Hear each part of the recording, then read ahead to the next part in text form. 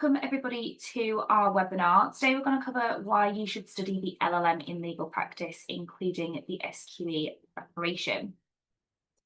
Today I'm joined by my lovely colleague Jane, who's the Head of Curriculum Design and Development, and she's going to be talking you through the LLM structure and giving you that extra insight into what the LLM is like with the College of Legal Practice specifically. And we're very lucky to be joined by our lovely LLM student, Carla, today as well. So I will be interviewing her and asking her lots of questions to get an insight into what her student experience has been like while studying with us. And quick introduction about myself. I'm Sydney. I'm the Student Recruitment Officer at the College of Legal Practice, and I basically oversee inquiries from initial inquiries to submitting an application. So if any of you want a one-to-one chat after this webinar, then you can book one in and it'll probably be with either myself or my manager. So I'll just cover what we're going to go through this evening, just to give you an idea of what's going to happen. I will go into a bit of detail about the College of Legal Practice, and then I'm going to pass over to Jane, who's going to go over the SQE route to qualification, give an idea of the different SQE pathways. Actually, yes, give an idea of the different SQE pathways, cover the structure of the LLM, including a breakdown of the LLM modules, and then she's going to pass back to me. And I will talk to Carla before going on to the funding options and the course start dates for any of you that are considering studying within the next couple of cohorts in the next academic year. And then, as I mentioned before, we have a Q&A session. Okay, so moving on, for anyone that's not aware, we are a fully online postgraduate law school. So all of our courses are completely online and remote. So when it comes to our ethos, we really pride ourselves on the fact that our courses are accessible and affordable. As I'm sure quite a few of you are aware, it can be quite costly to get into the legal profession. And so what we're trying to do is just reduce the barriers a little bit and facilitate increased access into the legal sector. But regardless of offering affordable courses, we're still making sure that there is that personal and targeted individual support while you're studying in an inclusive and supporting learning environment. So we get lots of positive feedback about our courses. I'll go into that in a bit more detail later, but that gives you a snapshot of what our ethos is and what the main things are that we focus on. And here we've just provided a little snapshot of who we work with, just to reassure you that we know what we're talking about today, and that, you know, we specialise in the SQE prep course. We specialise in SQE preparation, and I dare say we're quite good at that, if I may. So when it comes to the universities, we tend to offer the SQE prep elements as part of their LLMs, and with the firms that you can see on there, we tend to offer the standalone courses. But I am now going to pass you over to Jane, who's going to dive into the information you're all here for, and we will start with the SQE overview. So over to you. Lovely. Thanks, Sydney. So here we are. We've got the SQE overview. And SQE is still relatively new. I mean, I know it's been around for 4 years, but it's been developing. And when it first started, the numbers were small that were taking the exams. They're now much greater. And we all, including the SRA, have a much better line of sight on what the exams involve. So over here on the right-hand side, we've got a little jigsaw puzzle, and it's actually one that the SRA have had on their website. And the two immovable bits are the blue jigsaw puzzle pieces. So everyone has to have a degree or an equivalent, and that's at the beginning, and at the end, you have to meet the suitability requirements of the SRA before you can be enrolled as a solicitor. But the really interesting bit, and the bit that's different from what went before, is you can mix up SQE 1 and then followed by SQE 2. You have to do one exam for the other, but you can mix it up with qualifying work experience. And this is where it differs from the LPC. Previously, you had to do all your academic studies, pay all the fees, and then at that point, once you'd passed your exams, you then went out into the workplace and tried to get a training contract. Whereas under the new system, to me, this is the biggest feature of it, is that you can mix it up a little bit and do some qualifying work experience while you're studying. And our part-time courses are very popular, and that's one of the reasons why. You have to pass SQE 1 before you go on to sit SQE2. So SQE1 is all about the legal knowledge, and then SQE2 is legal knowledge and skills. So the skills are in the context of the legal knowledge. But we'll talk a little bit more about that. And another key change here, which I think law firms took a while to wake up to, and I think the sector generally, the assessment is the standard of a day one solicitor, whereas previously it was a day one trainee. So candidates are being expected to have 2 years more knowledge than previously under the LPC. So that to me is a fundamental change. And the exams, they're central exams, which I think is tremendously fair compared to the older system. And they're run by Kaplan on behalf of the SRA, because it's a huge feat examining that number of people in one small window. So if we could have the next slide, and then we'll go into a little bit more detail. So this is really just for reference. If you want to scan that, we'll talk more about it. But just our master's programme is an umbrella programme in which we have our SQE prep courses. And again, I'll talk about it in more detail, but you can see there we've got our SQE1 prep course. And then we have 2 transactional modules, and that gives you more the real life skills that you might have out in practice. So it's a slightly different feel to the prep course. And then you're followed by, well, depending which course you're on, we've got SQE2, which all students sit, but the timing of it depends on which course you choose. And that's all about the skills. And you can only, as I said before, you can only sit SQE2 once you've passed SQE1. And then on top of that, you have a capstone project with us, and it's a dissertation, effectively. Now, that's what our master's looks like.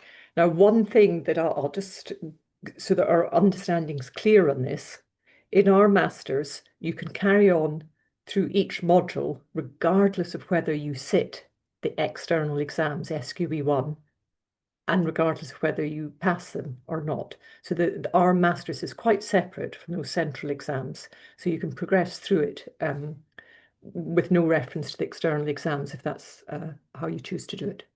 If we can have the next slide, we can have a little look at the options in our LLM. So the first one here in the top line, this is our full-time course. And it really, really, truly, truly is full-time. It's 30 to 35 hours of study per week. Now that's quality hours of study. It's not shoehorning it in around a job at 8 or 9 at night.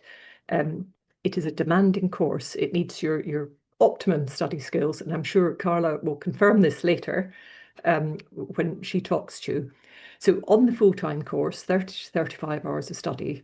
So it's like having a job, and a bit more when you come up to exam time and you need to revise. The first module is SQE1 prep, and that's 13 weeks long, and those are very intense weeks. And I'll talk more about that module in a moment, but it's quite prescriptive and there's a lot of learning.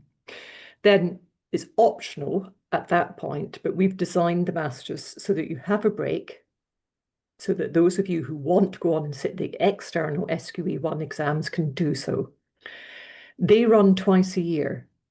And my thoughts are, one, you shouldn't sit it if you're not ready. But equally, if you've just done the prep course, it's no different from training for a marathon. You wouldn't then pause for 6 months. You need to be super brain fit and knowledged up. So ideally, you would go and sit it in that window. Then we've got 2 transactional modules, and we'll look at more closely at them in a moment. And there's different ones you can choose. Either it's like Marmite, you love them or you hate them. So most students, I think, find the choice quite easily, depending on the practice area. Then with gaps between them, so you can sit your exams, and then 2 transactional modules, and then you come to SQE2 prep. And this is the skills one, and it's 10 weeks long. And by this stage, students tend to be into a study rhythm, and they're much more familiar with the materials, because the legal knowledge is what you bring forward from the SQE1 prep course. So there's no new legal knowledge, it's just the skills. And I'll talk about what the skills look like in a moment. And then there's a gap there after that if you want to sit SQE2. And again, you can do our masters and choose not to sit SQE2. It's the external exam. That's fine. And that's entirely up to you. But SQE2 takes place twice a year, so every 6 months. Then at the end, you submit your capstone or dissertation project. And that is based on, it tends to step out of one of the transactional modules. But again, we'll look at that more closely. So that's giving you a feel for the full-time one. And then the part-time one, same coverage of areas, it's just laid out slightly differently. And the reason for that is we're trying to create those gaps so that you have an opportunity to sit the national exams when they come up, and also to give you enough time to revise for them if you choose to take them. The part-time, it's over 2 years, and it's about 15 to 20 hours of study per week, so it's still quite a big ask. In my experience, students who choose the part-time often end up in the same place as those, at the same time as those who study full-time. Because of course, if you're studying part-time, often you've got underpinning qualifying work experience. Or if you don't at the start, you might by the end of it. So, and of course, that counts towards your 2 years qualifying work experience. So although part-time, 2 years seems a long time, often you end up at the same place at the same time. Right. Can we have the next slide, Sydney, please? Great. So let's talk just a little bit more about what the SQ1 prep course looks like. So this is the first module you'll do regardless of whether you're part-time or full-time. And it's really quite prescriptive in the way we set it up. You've got guided online learning, so there's a lot of self-study. So you need to get the knowledge inside you. And we've designed our courses really, really carefully because they're online. They have to be engaging, they have to bite-sized bits of information. But we have in total over 1,900 videos, what we call workbook activities and scenarios that you can play with and test your knowledge. Now, for me, that's key because you're being tested not just on can you memorize the law, you're actually being tested on applying the law to a scenario. And to put it really crudely, they're testing your ability to produce advice for a client that the client would pay for. So you need to have a good handling, not just of the law, but also how it plays out for the client and their particular scenario and the facts that are very pertinent to the client, but might be different for every client you meet. So we start getting you to tussle with the knowledge and start dropping it into these scenarios and selecting the right answers. And we also have manuals, which you would expect, and they contain all the knowledge you need to pass SQE1. And for me, and heading up the curriculum team, one of the key things is not just the knowledge that's in it, but also the knowledge we chose not to include in it, so that your focus is absolutely laser focused on the knowledge you need to pass the exam, rather than lots of extraneous information and how the law developed or whatever. Interesting though it is, these exams are very focused. So we give you the knowledge you need to pass, and it's all contained in those manuals. You get hard copies as well as soft copies. And the hard copies, we ran a pilot at the very beginning, and despite the fact we were online, students really wanted a hard copy manual so they could sit and annotate. And I get that completely. So you can also access materials in an app. So you could always, in your commute to work or wherever, read and keep topping up your knowledge, and then do the next part, which is testing it with all the little activities and scenarios we give you. You get support from a personal supervisor, and all our supervisors are, most of them are hybrids like me. So they've practiced in law and they're also experienced teachers in higher education. And there tends to be a practice in law and then move into higher education. So we're sort of applying our trade and how to apply and teaching you how to apply your knowledge. So we have seminars on legal content and concepts. So it's roughly 3 a week on the full-time course and just stretched out for the part-time course. We also have information sessions once a week, and these are recorded, as are the seminars. So the information sessions are very much about just giving you the information you need that week, where you should be in your studies, and also little things like thinking about booking on to SQE1, because that's quite an elaborate procedure if anybody's been on the website. And we also, usually by about week 8, week 9, if you've worked your way through the materials and done all the progress tests, we can start to get quite a strong feel for whether you're ready to sit SQE1. Because our stats and our curriculum are so closely aligned by about with what you'll encounter in SQE, that round about that week 9, if you're hitting the 60% plus mark, then the likelihood is you will pass SQE1. So we conduct these meetings with you. You have a one-to-one with your supervisor to discuss your progress. Students have an insatiable appetite for MCQs. So we have over 2,500 MCQs, and each MCQ is 5 options, which is what you'll encounter in SQE1, and those 5 options are single best answers. And so they could all be right, but one's better than the rest. So you really need to be quite nimble when you're working through the MCQs and have secure knowledge so that you can retrieve it quickly and select the right answer. And you get approximately 1 minute 40 seconds per MCQ. And in the SQE1 exam, you have 360 MCQs. So it's demanding. And you need an intellectual stamina to be able to pick your way through it. And of course, with the MCQs, practice areas are randomized. So the first question could be property, the second one could be litigation, the third one could be property, but actually it's not really, it's a conduct question. So you're having to be able to unpick them and identify them and answer them very quickly. So we give you tests the whole time. Every week you're getting tests, and you're also, at the end of every subunit, you're getting 10 MCQs just to keep you on your toes with your learning. And then at the end of our module, once you've finished, you've done our final exam, we have a 360 mock assessment. So once you've done your revision, you can then try it out on that mock assessment before you sit the national exams.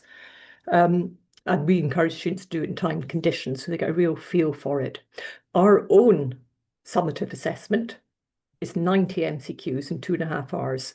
And that's been chosen, that's sort of approximate to the fact this is a 30 credit course. But it's really good practice. So lots of MCQs, there's absolutely no shortage of them. Sydney, are there any questions I need to answer in the chat box while I'm going along? Or will we pick them up? Or maybe you've been picking them up. I haven't. No, that's fine. I'll keep going. I'm just aware I'm doing all the talking. That's fine. We'll have the next slide. I know that someone did post a question in the chat. I'm just having a little bit of technical issues. That's fine. So I can't access it. Yeah, we'll come on to that because that's not directly relevant to the curriculum. We'll pick that one up at the end. Yeah. But it's a good question. Okay, so SQE2. So this is a prep course for, as the name is a bit of a giveaway, it's the skills, solicitors' legal skills. And again, this is a slightly more complex course in that we're having to test you're testing your skills and we're testing them as well. And the skills are things like being able to write a letter, and not just any old letter, because who writes letters now? Well, lawyers, solicitors do, and it's to the clients. But of course, the letter is there for a reason. It's giving very measured advice and addressing things and addressing the audience. So a letter to an expert would look very different from a letter to a layperson, for instance. So it's just, a letter to a business would look slightly different to perhaps a family matter or whatever. So you get practice in that, in drafting, legal research, advocacy, client interviewing, and have I covered them all there, I think, and case matter analysis is one of them. So there's a lot, and there's 6, and they're assessed in the context of 5 main practice areas that come forward from SQE1. And the practice areas, and I'm doing this from memory, but it's the big ones. It's business, property. And I have a theory that if you like property, you don't like business. And if you like business, you don't like property. But that's just my theory. And then there's dispute resolution, there's crime, and there's wills. But of course, they can bring in other things. So dispute resolution could actually involve a dispute around a contract. So you need to have a little bit of contract knowledge brought forward from SQE 1. So there's a lot going on the skills course. We take you through it, and we have a really lovely structure. So we get you to do the activities, see what it should look like, then have a go yourselves, and then mark your own work. And then we have practice and feedback sessions where you submit your work through our online learning portal, and a supervisor marks it, gives you feedback, and sends it back. And we mark it against the assessment criteria that's identical to SQE 2. So you start to get a feel for what you should be aiming for. We also include personal supervisions, although we find by this stage students don't need as many. So we have about 5 or 6, some are group, some are individual. And we also have an assessment ready review where we look at how you're doing on those practice and feedback sessions and work out where you're likely to land when you come to do the national exam. And taking on board the feedback is really key, because we've been running lots of stats, and what we can see, because our online learning portal gives us analytics, that the more students practice, the more likely they are to pass.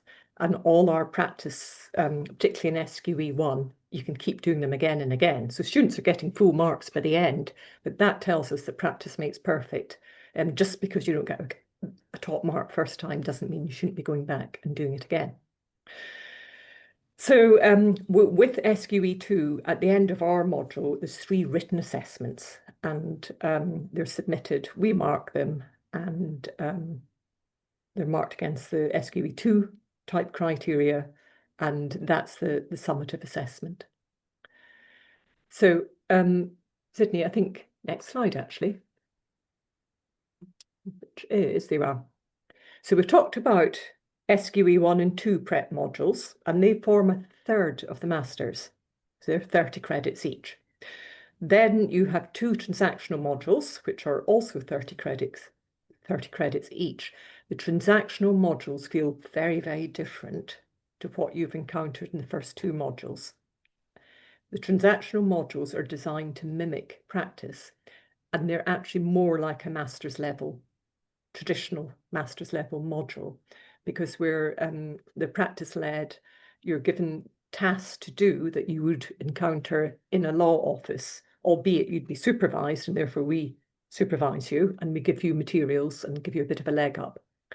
So there's the transactional modules we have there. So there's a nice spread. You've got acquisitions, which I think sits at one end of the sort of commercial business spectrum, and then you've got commercial law, and then moving into property, and then the ones that tend to sit in the middle tend to be employment law. Commercial law often sits in the middle, and family law, they're sort of just hovering around there. And then we do personal injury, which is popular, and the O-shaped. Now that's a really interesting one, and firms are waking up to the fact that people want more than just the knowledge in somebody's head. You need skills. You need human skills, soft skills, if you're going to be able to practice effectively. And it's been around in the medical profession for a very long time. They realise that year 2 medical students who'd come in with lots of empathy and lots of soft skills, by the time they passed year 2, they ditched most of them because of pressure. Pressure tends to make you focus on the technical stuff and not the bits around the edges. And law is now waking up to this. So this is quite a popular module. And the O-shaped is a brand in itself, and we're the only people to run its module, and a lot of firms like to see it and are using it. And it's very interesting. It covers a lot of things. And yeah, I could talk about that for a while, but I won't. So there we are. So those are your choices. So there's plenty to choose from. You need to choose 2. And the way we work it, there's 8 study units. You work your way through. We use practical law a lot because that's what most law firms use. It's a resource, online resource. It's kept up to date. with lots of precedents and heads of terms, commentary notes. It's a super resource, so you've access to that, and you're asked to produce tasks. So it might be write a letter to your client or draft a lease, whatever, and then you submit it, and supervisor looks at all the submissions across their group, and then they hold a group meeting and they give group feedback. So they'll pick up on students' weaknesses and the areas that they found easy and give them feedback, but also you get an opportunity to ask questions, and you also get an opportunity to talk to other students in your group and compare notes. And learning from each other is a really good way to learn, provided students ask questions. So that's the only caveat to that one. So how are you assessing the transactional modules? 60% is a portfolio, so it's based on all the work you've done over those 8 units. You take it away, you improve it, you bear it, you take away the feedback you've been getting in group sessions. You look at your work, you decide where you can improve it. So this is just like practice, where you'd go and sit in front of a partner. They would critique your work, tell you how you could improve it. You take it back to your desk and you'd work away on it. So that's what this is trying to mimic. And 60% of the final summative assessment is that portfolio. So you have lots of chances to work it up. And 40% is a reflective piece that looks at what you've learned. And students don't like this bit because it requires you to not just describe what you've been doing, but have a think about what you could have done better. And that's a key skill as a lawyer when you're practicing, to always reflect on what you've done and how you could do it better next time, and also reflect on what you did well, so you keep doing it the next time. So it's a tricky skill, and we give lots of guidance on how you should go about that. Right, next slide, please. So lastly, capstone project. And it's steps off from one of your transactional modules. And you have a think, for instance, acquisitions, you could think about corporate governance, although it's not really covered in the course, you could take that forward and do a dissertation on it. I think doing something that interests you is really key. And also, I always encourage students to choose something where there's a lot of literature, because then you can start, you've got a rich source and you can start to think of interesting angles to write about it, and to do a little bit of research on. So you have 3 meetings with a personal tutor, and you draft a proposal. So you work up about 1,000 words of what you're thinking about doing. You submit it, and the tutor will have a look at it and decide, or not decide, but discuss with you how viable it is. And they might nudge you or say, well, that's actually quite a difficult area, but have a think about this, and let's look at the literature and what you're trying to achieve. And I always think no research is bad research, because sometimes you should never go into something like this knowing the answer. You might think you know the outcome, but as often as not, you'll come out with a slightly different answer to the one you thought you were trying to answer. And that's fine. That's absolutely fine. That's the whole point of research. It's not to confirm what you know, but to find out the full picture. When you've asked a question, then you submit it for final submission. So you've had 3 meetings in total, and it's about 8,000 words. So it's a lot, but not that much, I think, in the scheme of things. And then it's marked, and that is the end of your master's. Only. So, and I think the next slide is over to Carla. Yeah. So I'm gonna stop sharing for this just so that I can see you clearly, and I can make you a little bit bigger. Hi, thank you so much, Jane, for talking through all of that. It was really interesting. If anyone does have any questions that you want to ask, feel free to pop them in the chat, either for Jane or Carla, while we do this bit. I'm just gonna quiz Carla on her experience of studying with us. But before I do, will you please just introduce yourself and tell us a little bit of something about you? Yeah, so my name's Carla. I am studying the LLM with SQE 1 and 2 with the College of Legal Practice. I'm also a paralegal. I'm a commercial litigation paralegal at DAC Beechcroft, which is actually where I am at the moment in the office. And I'm just here to talk about the LLM with you guys. Thank you so much. Didn't quite get home, did you, before the webinar? But it's good. We get to see where you work. Yeah. So I guess the main thing that I want to ask is, what were your motivations for wanting to complete the LLM in comparison to doing standalone SQE prep courses? So I actually graduated in 2021, which was COVID time. And when I finished my LLB, there was just nothing going on at all. So I went into a state agency for a little while, and I really wanted to get back to law. And so I, from there, went into a legal research platform role. And I was just so unmotivated because the only route that I could really see is a training contract route. And it just seemed so far in the future. There's a 2-year wait from when you apply, and it's incredibly competitive. And the SQE had just sort of been introduced. And when I actually looked into it, I thought I really would want a rounded bit of knowledge as opposed to just what the SQE would afford me. And if an LLM could be part of it, that would be a great way to step back into law, actually improve my knowledge all at once. And I thought it'd actually be, they complement one another. So that's why I chose to do the LLM with SQE 1 and 2. Yeah, and I guess obviously there are people that get roles within the legal sector without having an LLM, but it does sometimes, depending on the firms that you're wanting to work with, or, you know, depending on the culture, they will really appreciate the fact that you've got a master's as well. And it can show that you can stitch something. So that, I mean, if you can do an LLM and you have that time and you know, the focus and the organization, then I mean, it's fantastic that you could do it. So with you saying, so you'd done online learning previously then, if you were you were a COVID cohort. No, it wasn't actually by choice. I did the online learning to start with, and I thought it would be awful when everything closed down and I went back home and I was studying from home.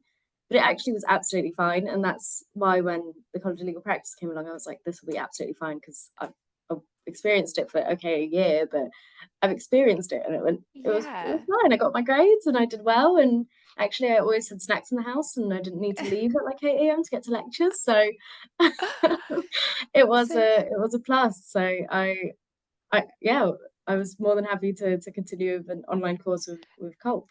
So so when you decided you wanted to do an LLM, were you actively seeking out an online course that did have that flexibility? Yeah, absolutely. So because I was trying to get back into the legal field, I was in a position where I had to have a job regardless, and I really wanted it to be a paralegal job. But with paralegal jobs, you're working 9 to 5 most of the time, or 9 to 6. So you need something that has the flexibility. You can't. It's really hard to go off in the middle of the day to surgery at 2 p.m. And not many law firms are actually that open to it most of the time. So it was something that worked perfectly around my schedule, and I was able to make it work. And even the College of Legal Practice, they put so much thought into the fact that it is my course is part-time, primarily for people who are also working. So all the surgeries that I held are during lunchtime sort of hours, so I can just come into a quiet room and just do the surgery and that sort of thing. So it was much easier to study that way. See, I didn't actually know that. I'm outing myself right now, aren't I?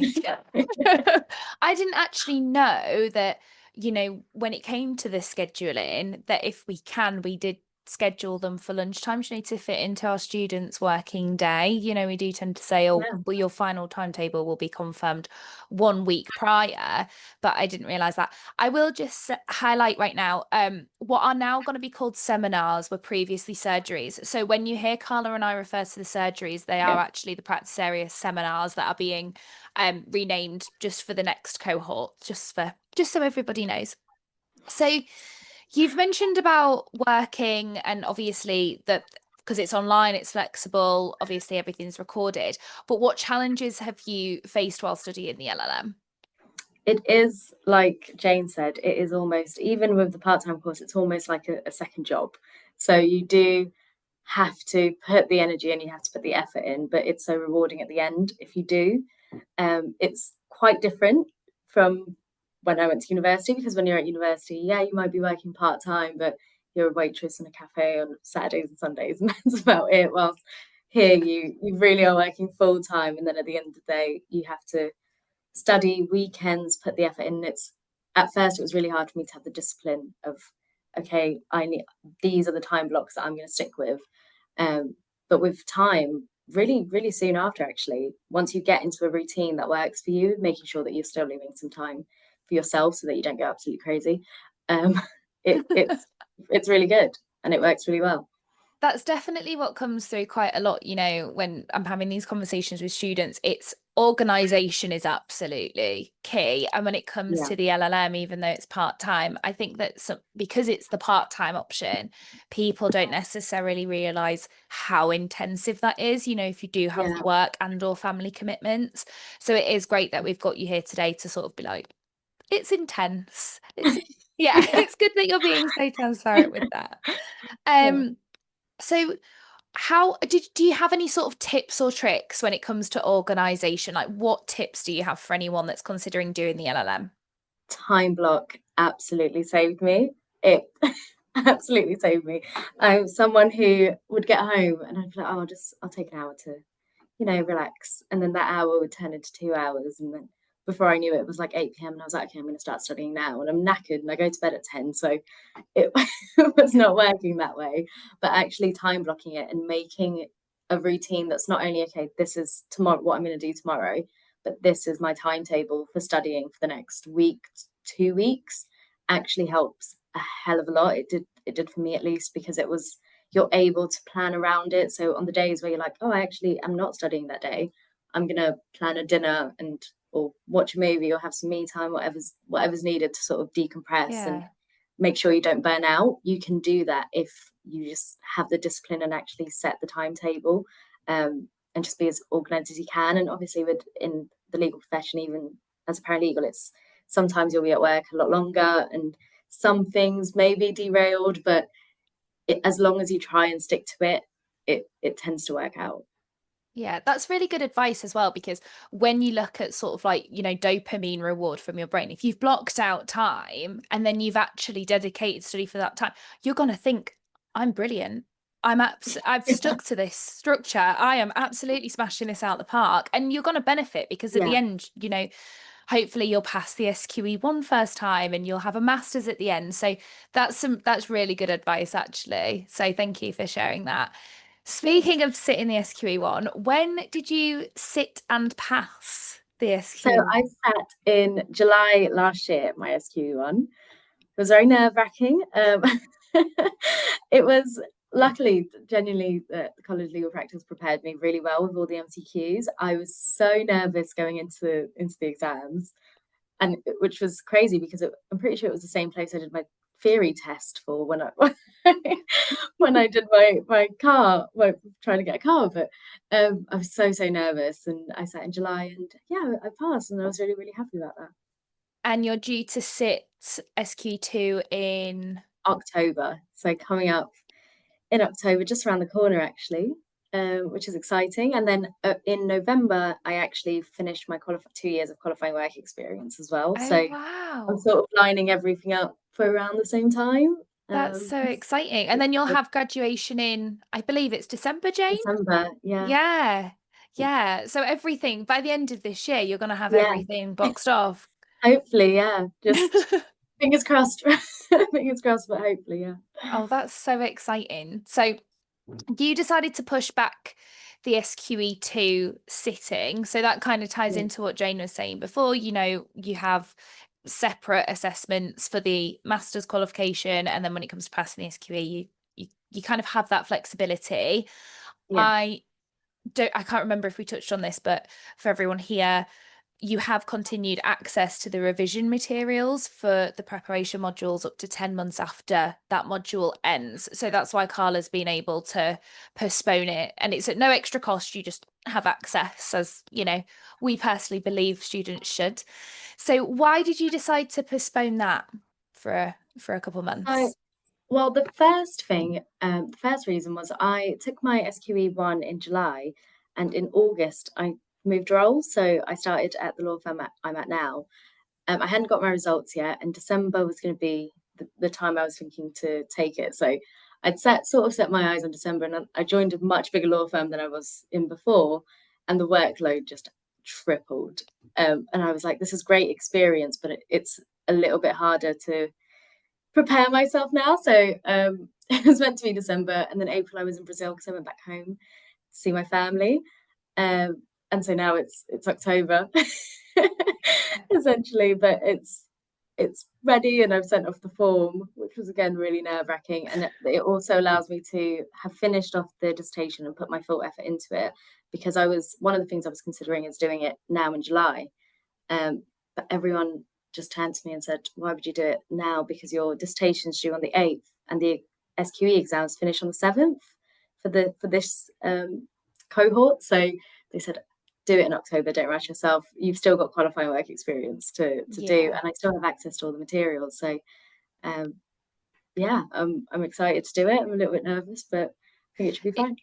It's great that you have that self-awareness though, and that rather than sort of, because a lot of people that I've spoken to, obviously this isn't everyone, but a lot of people, they're kind of in a rush. They just want to get it out the way. They just want to try, and they think, oh, well, you know, by the time I finish my LLM, I want to pass the SQE. And sometimes they don't necessarily consider the other factors and whether or not they're giving themselves the best opportunity to pass the SQE2. Absolutely. Obviously, pass rates for SQE2 are higher than SQE1, but it's all relative. So the fact that you've sort of taken a step back and thought, do you know what, and the fact that your loved ones have said, Carla, July might not be the best time, you're so lucky to have that, and fingers crossed you'll pass first time with flying colours, and absolutely work out for you. So you'll have to let me know how you got on with that. Definitely, I'm invested. So do you have any other tips or anything that you're wanting to share with anyone that you maybe haven't already mentioned, other than organisation, which is key? Yeah, organisation is key, but also very key. Yes. One of the things I would say is make sure that you don't overbear yourself too much.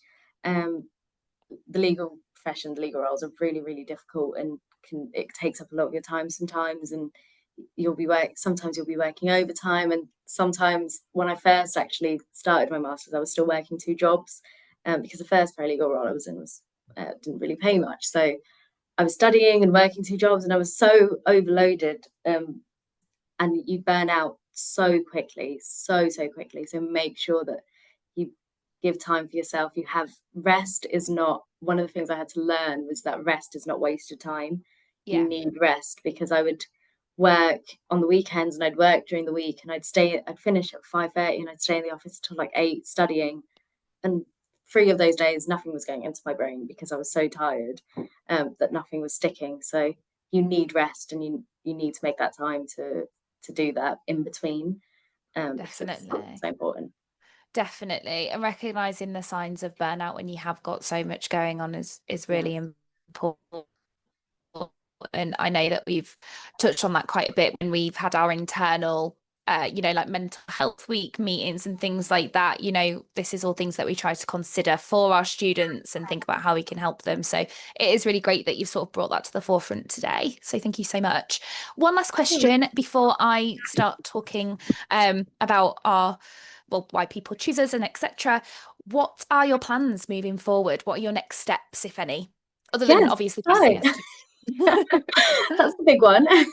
So my contract has just been renewed with my firm now, which is great. So I'll be staying on with my law firm that I love. Congratulations. And I've got the master's finishing hopefully October 8th, handing in that dissertation, which is a week after my birthday, so I'll be waiting to celebrate. As soon as that dissertation is handed in, I'll have 2 things, SQE2 in October, and from there really I think I'll continue working here until I truly feel ready to apply for newly qualified roles. It's great experience where I am at the moment, and I'm really learning a lot, and I feel like it's really important for me to be raring to go. They've been really supportive, and so we'll see where it takes me after SQE2. I've got a very narrow-minded future plan at the moment. Well, to be fair, by the time you've actually got the LLM, you're probably just Yeah. going to want a bit of a breather. So it's a bit of a hard question to answer. What are your next steps? I just want to get through it, Sydney. I just need to get to the end. Oh, Yeah, well, I'm hoping for a really relaxed Christmas, basically. yeah, you enjoy that. You have earned Yeah. it. You have earned Thank it. you. But thank you so much. If anyone else has Okay. any questions that they want to ask Carla, please pop them in the chat. I am going to reshare my screen now briefly. We've just got a few more slides left. So Carla's obviously given us that extra insight into what it's like studying with us as a student, and Jane has given a breakdown of the structure. So we've sort of said, we've highlighted what you'll get if you study with us and why, but I'm just going to touch on the main reasons why our students have chosen to study with us. First and foremost, which is fantastic, a lot of the students that we're getting through at the moment, they have actually been referred by either a friend or colleague, which, Jane, high five, is great. That's a good sign that, you know, we're doing what we say on the tin. You know, we are providing that high level of personal supervision and support when it comes to SQE preparation. So that's one of the main reasons that people have been choosing us most recently. And also, sort of through a similar vein, we get lots of positive student feedback regarding our inclusive and flexible learning environment. So like Carla was saying about the way that the study can fit around her other commitments, you know, we all have bills to pay. And so we really try to consider that when it comes to our study, which is why the seminars and the information sessions will be recorded. They do take place live between 9 a.m. and 5 p.m., which we recognise isn't ideal, but it is something that we need to do in order to keep our costs as affordable as they are. But that's why we offer the recording option, and then after that it does become on demand. And as you can see there, we have 4.3 out of 5 on Trustpilot, which we are very proud of. And then last but certainly not least, and I personally, based on the conversations that I have with inquirers who usually convert to being a student, it is the fact that we are offering such affordable courses and it's excellent value for money. So as you can see there, our LLM is £7,245, and in comparison to other online LLMs that include SQE preparation modules specifically, you know, we are a fraction of the price in comparison to others on the market where you will still be looking at studying online. So that's probably one of the main selling points for a lot of our students, which actually leads quite nicely into the next slide, which is the funding option slide. So with the student loan, our LLM is eligible for those that obviously meet the relevant criteria for Student Finance England, Wales or Northern Ireland. Our LLM is eligible for the postgraduate, otherwise known as the master's loan. Now, speaking in the context of Student Finance England specifically, the loan that you get, the master's loan, is sort of £12,000 to £13,000. And the way that that loan works is Student Finance pay you and you then pay us. Now, with our LLM only being £7,245, you'll still be getting the full loan amount. So what that means is our students are actually using the remaining loan amount to pay for their SQE assessment. So they're paying for the SQE1 and SQE2.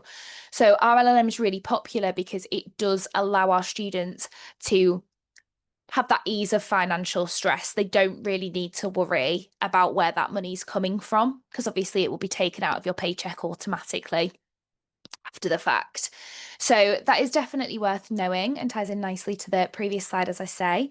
If we have any Scottish students either watching this or attending this evening, it is eligible for SAS funding. I don't know whether or not I've said that correctly, but I'll stick with it. But it's only the full-time LLM that is eligible for this particular funding. Our part-time LLM unfortunately isn't, so that is just something to consider. For those of you that aren't eligible for those postgraduate loans or that funding, we do offer interest-free payment instalments. We have quite a few students that do opt for this. It's broken down into even points throughout the course, and once you've submitted an application, our student services team can always provide that. In fact, we can provide it beforehand if you know you're sort of trying to work out whether or not it's doable. Just send us an email and we can send that back over to you. but interest-free payment installments is a popular second option. Or if you are fortunate enough to be working within the legal sector and your employer is generous enough to fund your studies, then that's fantastic. We accept that also.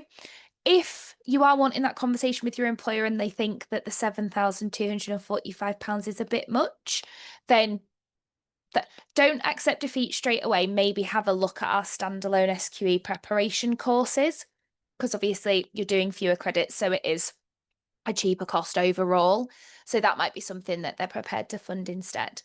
And last but certainly not least, we offer, these are the different scholarships and schemes available, but we do in fact offer a scholarship, an SQE scholarship. Carla actually is one of our scholarship students. So she's, I mean, you've seen how successful she's been. So obviously we have a great scheme available, but it is highly competitive, and the scholarship scheme for the next academic year has actually just closed. So if anyone is interested in looking at a scholarship funding their studies, their SQE preparation with us, by all means you can sort of wait 6 to 12 months. You can register your interest on our website. There is a form. However, just know that it is highly competitive and there is a specific criteria that you need to meet. I think that with this last application process, we had 81 applications and we're only offering 3 to 4 scholarships. So that just gives you an idea of the volume and how competitive it can be. And then underneath those, you've got different schemes where they might not necessarily fund your studies, but they will provide funding for, say, a laptop or other materials that are relevant to help you with your studies so that you can put more of your own money towards the course fee itself. So they're the funding options. And also for anyone that's active on social media, if you enjoy posting, there is the opportunity to apply to be an ambassador. So if you study with us and you want to regularly share your experience of what it's like to study the LLM, or the standalone courses, whatever you decide to do, if you're willing to do a couple of posts per week, then you can get a further 10% discount on your course fees. So if that's something that you're interested in, by all means, you can ask some questions, because there is a different application process for that, but it is something that's on offer if we are looking for ambassadors at the time you're studying. Okay. So for any of you that have decided you definitely want to study with us, these are our next start dates. So we have 2 cohorts within the next year. I was going to say 6 months, but that's not very good mental math. So within the next year. So we have August and September start dates, which is the final cohort for 2025. And then the next start dates that we have are in February and March 2026. As you can see there, the application deadline, it's 2 weeks prior to the course start date. And it's really important that you do get your applications in by then, because it means that we can get everything set up for you in time, ready to start the course. Any later than that, you're probably going to be joining late. It depends on whether or not supervisor availability is there for you. So just please make sure you get your application in on time, ideally early. And if you are funding with student finance, make sure you are submitting your application for your loan at the same time for the course as the course, because student finance basically contact us and we need to confirm that you are in fact planning on studying with us. Okay. Now, are there any other questions? I'm going to open up the floor now. While we check the chat, I am just going to pop this on here in case anybody would prefer to have a one-to-one chat. That's absolutely fine.